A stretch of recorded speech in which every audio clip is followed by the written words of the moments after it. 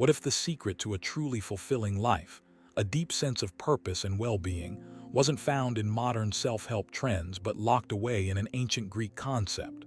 A word whispered by philosophers thousands of years ago, Arete. It translates imperfectly to virtue or excellence, but its meaning runs far deeper, suggesting a path to unlocking our highest human potential, a state of being rarely discussed today. In our relentless pursuit of external success, wealth, status, fleeting pleasures, we often feel an underlying emptiness, a sense that something crucial is missing. Could it be that we've overlooked the very foundation upon which a meaningful existence is built? The ancient Greeks argued that true flourishing, what they termed eudaimonia, wasn't an external acquisition but an internal state, achieved only through the cultivation of this arete. This concept of arete wasn't merely about following rules or avoiding wrongdoing.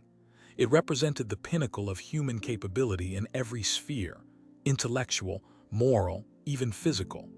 It was about striving to be the best possible version of oneself, aligning actions with reason and ethical understanding. Think of it not as a restrictive code, but as a powerful internal compass guiding one towards excellence and integrity. Giants of philosophy like Plato, his student Aristotle, and the later Stoics all wrestled with the nature of virtue. They didn't always agree on the specifics, but they converged on its absolute centrality.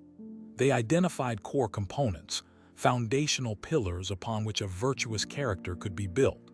These weren't vague ideals but concrete qualities of mind and action. Forget fleeting self-improvement hacks.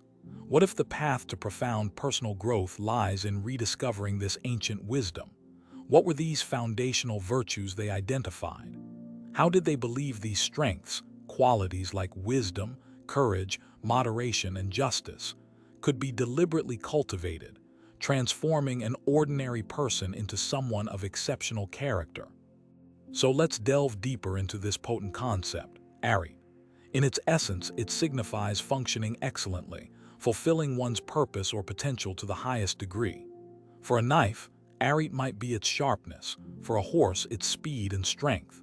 For a human being, the Greeks believed, arete involved the excellence of our distinctly human capacities, particularly our reason and our moral character. This pursuit of arete wasn't seen as a chore or a burden, but as the direct pathway to eudaimonia, often translated as happiness or flourishing. Eudaimonia is a richer concept than mere subjective pleasure. It implies living well and doing well, a state of objective well-being achieved through virtuous activity, and the full development of one's potential over a complete life. It's the deep satisfaction that comes from living a life of purpose, meaning, and moral worth, guided by reason and virtue. Central to many Greek thinkers, particularly Plato and later adopted by the Stoics, were the Four Cardinal Virtues. These were considered the hinges upon which all other virtues turned: wisdom, phronses or prudence; courage, andria or fortitude; temperance, sophrosyne or moderation; and justice, dikaiosine. These four weren't isolated traits but interconnected aspects of a well-ordered soul, each necessary for achieving arete and consequently eudaimonia. Let's begin with wisdom, or phronses. This isn't just theoretical knowledge, Sophia, but practical wisdom, the ability to discern the right course of action in complex situations. It involves understanding the true good for human beings and reasoning effectively about how to achieve it. Phronses guides the other virtues, enabling us to know when and how to be courageous, temperate, or just. Next comes courage, andria, often translated as fortitude. This virtue transcends mere physical bravery in battle. It encompasses moral courage, the ability to face pain, danger, difficulty, or adversity with resilience and integrity. It's about standing firm for what is right, even in the face of fear, social pressure, or potential loss. Temperance, or sophrosyne, is the virtue of moderation and self-control. It involves mastering one's desires and appetites, finding balance and harmony within the soul. It's about avoiding excesses in all things: pleasure, possessions, emotions.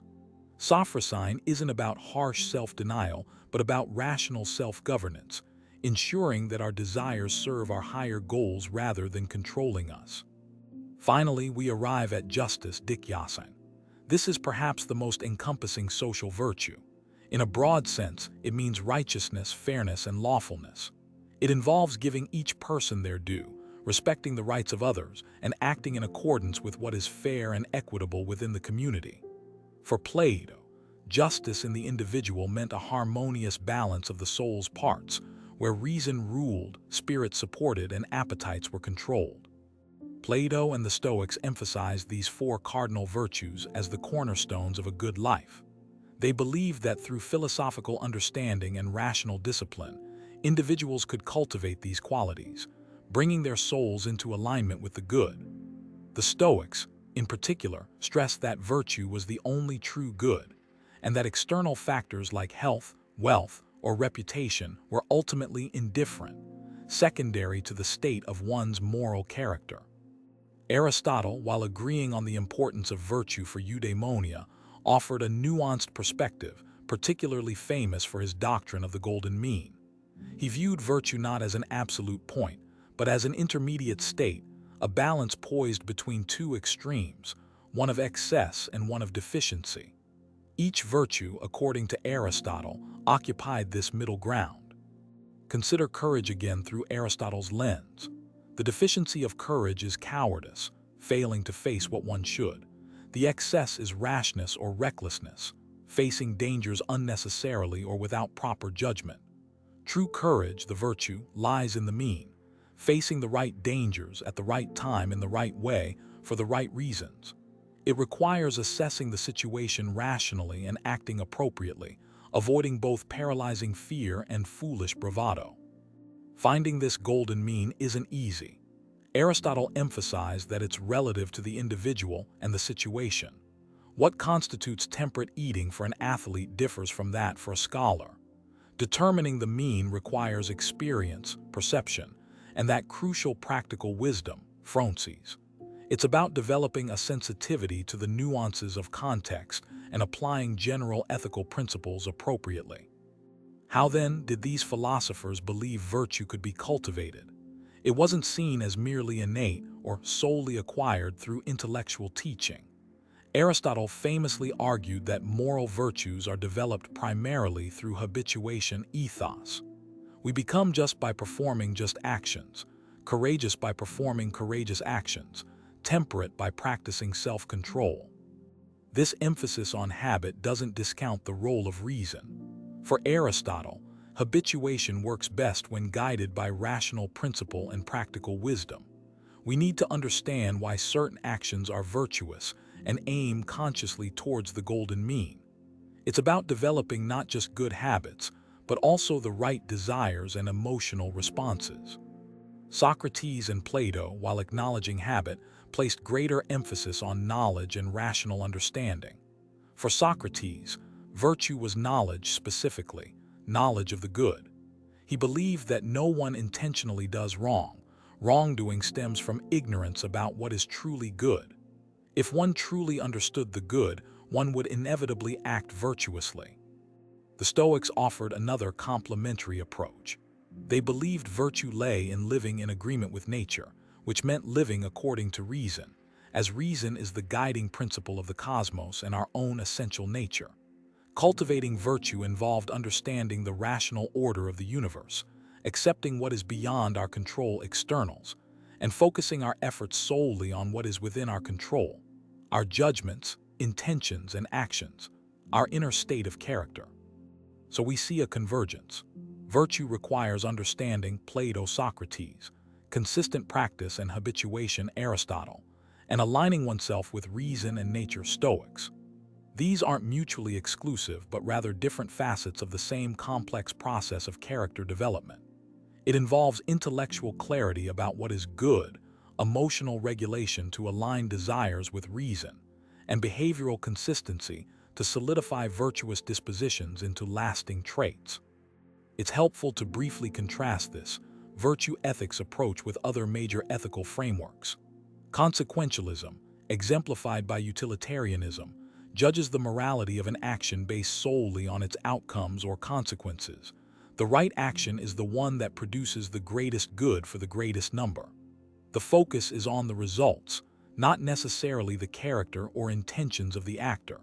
While consequences matter, virtue ethics asks a different primary question. Deontology, often associated with Immanuel Kant, focuses on duties, rules, and principles. An action is right if it conforms to a valid moral rule or duty like, do not lie or keep your promises, regardless of the consequences. The emphasis is on the inherent rightness or wrongness of actions based on principle and rational duty. Here, the focus shifts from outcomes to adherence to moral law. Virtue ethics, again, takes a different starting point. Virtue ethics, championed by the Greeks, asks a more fundamental question. What kind of person should I be? Instead of focusing first on rules or outcomes, it emphasizes the cultivation of a good character. The right action is understood as the action that a virtuous person would perform in that situation. Morality is less about following external rules and more about developing internal dispositions, the virtues that lead to flourishing. Character is primary. This focus on character doesn't ignore actions, rules, or consequences. A virtuous person, possessing practical wisdom, will naturally consider the consequences of their actions and respect moral rules. However, these considerations are integrated within the broader context of becoming and being a good person. The motivation for acting rightly springs from a well-developed character, not just from calculating utility or adhering to duty externally. It's about embodying goodness. Now, the crucial question. Is this ancient focus on virtue, on Arete, still relevant in our complex, fast-paced modern world? Does striving for wisdom, courage, temperance, and justice truly matter amidst the pressures of contemporary life? We argue emphatically, yes. Perhaps now more than ever, the cultivation of character strengths provides an essential anchor in turbulent times, offering a path to genuine well-being that transcends fleeting external circumstances and societal trends. Consider the challenges we face: information overload, moral ambiguity, social polarization, the pressures of consumer culture, mental health crises. A focus on virtue offers internal resources to navigate these. Practical wisdom helps discern truth from falsehood and make sound judgments. Courage allows us to stand for our principles and face adversity. Temperance guards against addictive behaviors and excessive consumption. Modern psychology, particularly the field of positive psychology, lends empirical support to the ancient Greek intuition. Research consistently shows that character strengths like gratitude, kindness, perseverance, a facet of courage, self-control, temperance, and fairness, justice, are strongly correlated with happiness, life satisfaction, resilience, and overall well-being. Furthermore, a societal focus on virtue ethics could foster a more ethical and cohesive public square. When the emphasis shifts from merely calculating consequences or following rules to becoming better people, it encourages empathy, integrity, and a commitment to the common good. Imagine leaders, professionals, and citizens striving not just for success, but for wisdom in their decisions, courage in their actions, temperance in their ambitions, and justice in their dealings. Cultivating virtue is inherently meaningful. It connects our actions to a larger purpose, the pursuit of human excellence and contribution to a better world. This sense of purpose is a powerful antidote to the cynicism and nihilism that can pervade modern thought. By striving to embody virtues, we engage in a project of self-creation that gives our lives direction and significance, grounding us in values that endure beyond temporary achievements or failures. So how can we begin to cultivate these virtues in our own lives, drawing from ancient wisdom? It starts with self-reflection. We must honestly assess our own character. Where do we demonstrate wisdom, courage, temperance, and justice? Where do we fall short? Identifying our strengths and weaknesses is the first step towards intentional growth. Next, embrace the Aristotelian principle of habituation. Identify one virtue you wish to strengthen. Then, consciously look for opportunities to practice it, even in small ways. Want more courage? Speak up in a meeting when you hesitate or face a difficult conversation you've been avoiding. Seek temperance. Practice mindful consumption or delay gratification in a specific area. Start small, be consistent. Incorporate Socratic and Platonic methods. Seek knowledge and understanding. Read philosophical texts. Engage in thoughtful discussions. Analyze moral dilemmas. Ask yourself why a certain action is virtuous. What principles underlie it? How does it contribute to flourishing? Deepening your rational grasp of virtue provides direction for your habits and strengthens your commitment. Use journaling to explore your thoughts, challenges, and progress in cultivating specific virtues. Adopt the Stoic perspective. Focus on what is within your control, your judgments, intentions, and responses. Practice distinguishing between preferred externals like health or success and the true good virtue. When faced with difficulty, ask yourself, what virtue does this situation call for? Can I respond with courage, patience, justice, or wisdom? View challenges not as misfortunes, but as opportunities to exercise and strengthen your character. Find role models or mentors. Aristotle noted the importance of observing virtuous people and learning from their example. Who in your life, past or present, embodies the virtues you admire? Study their lives, understand their choices, and draw inspiration from their character. Engaging with biographies of great figures or even well-developed fictional characters can provide concrete examples of virtue in action, making abstract concepts more tangible and relatable, guiding your own development. Remember Aristotle's golden mean. As you practice virtues, pay attention to context and strive for balance. Avoid swinging from one extreme to another. Courage isn't recklessness. Temperance isn't joyless austerity. Justice isn't harsh inflexibility. Cultivating practical wisdom phronses is key here, learning to perceive the nuances of situations and respond appropriately. Reflect on your actions. Was my response balanced? Did I consider the specific context? Cultivating virtue is a journey, not a destination. There will be setbacks and imperfections. The goal isn't unattainable perfection but continuous growth and striving towards excellence. Embrace the process with patience and self-compassion, learning from mistakes rather than being discouraged by them.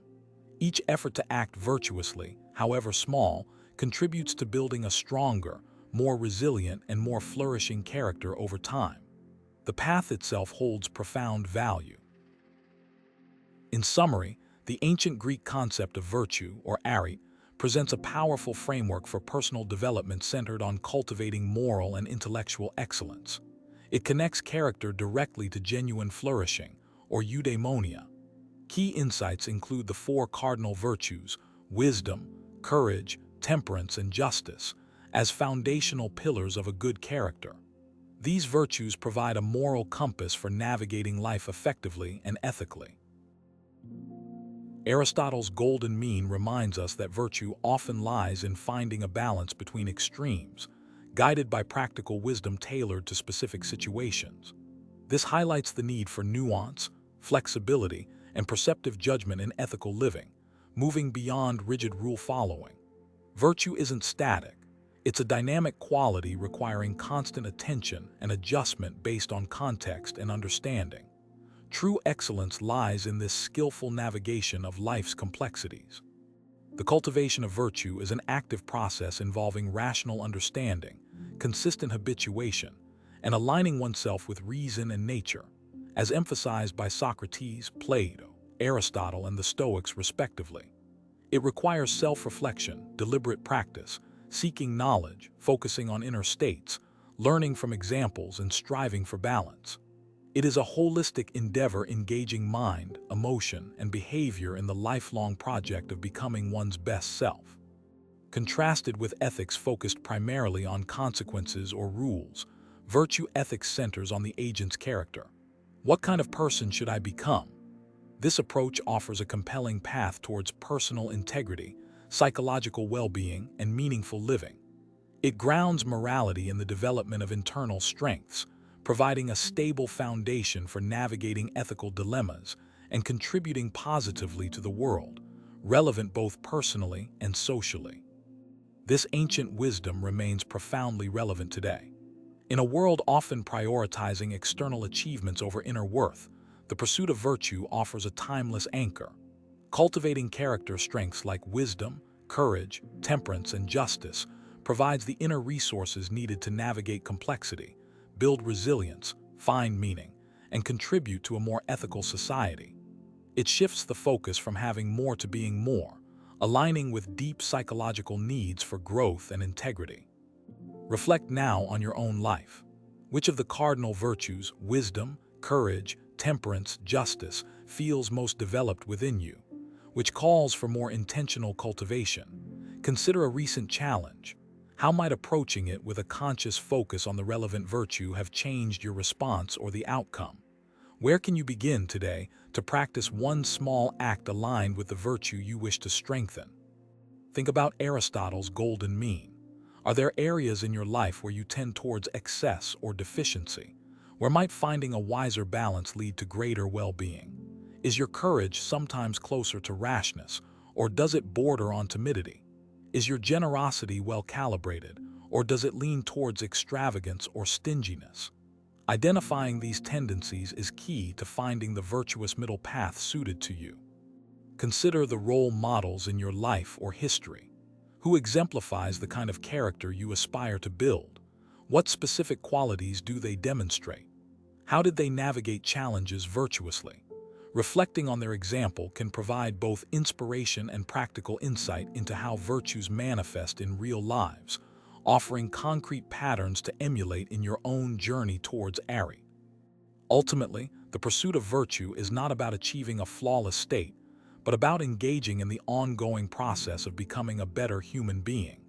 It's about aligning our actions with our deepest values, cultivating strengths that allow us to face life with integrity and purpose, and striving to achieve that state of genuine flourishing, Eudaimonia, that the ancients recognized as the true goal of human existence. This journey itself is the reward.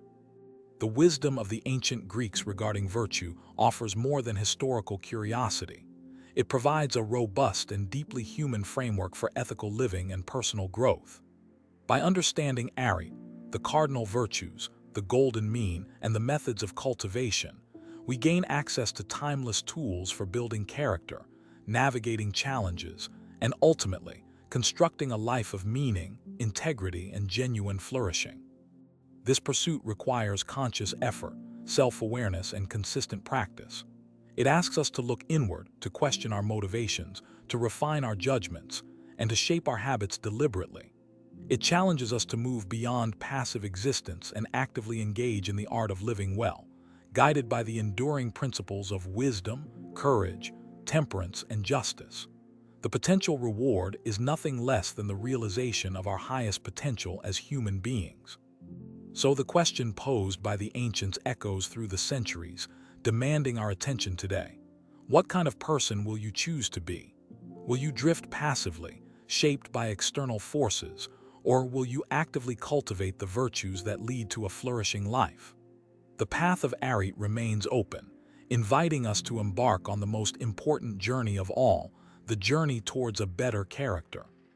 The exploration of virtue is not merely an academic exercise. It is an invitation to transform our lives from the inside out. By embracing the challenge of cultivating wisdom, courage, temperance, and justice, we connect with a tradition of human excellence spanning millennia and take responsibility for shaping not only our own destiny, but also the moral fabric of the world we inhabit. What will your contribution be?